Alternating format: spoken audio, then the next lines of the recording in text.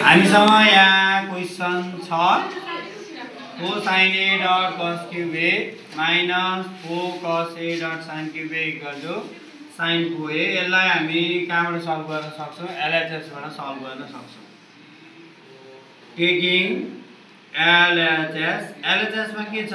4 sin a dot cos cube a minus 4 cos a dot sin cube a is equal to 4 common छ, sin a र sin a पनि common छ, cos a र cos a पनि common छ। अब 4 लिइसक्यौं, sin पनि लिइसक्यौं, एउटा cos लियौं, दुईटा cos बाँकी cos स्क्वायर a माइनस 4 पनि लियौं हामीले, यहाँबाट एउटा sin लियौं, एउटा cos लियौं, के हुन्छ?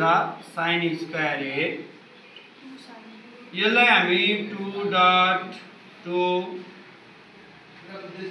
sin a dot cos a गर्न सकिन्छ, किनभने sin 4a बनाउनलाई हामीलाई यहाँ sin 2a त obviously चाहिन्छ नै। यो cos square a minus sin square a भनेको cos 2a हो। 2.2 sin a dot cos a भनेको sin 2a हुन्छ dot cos 2a।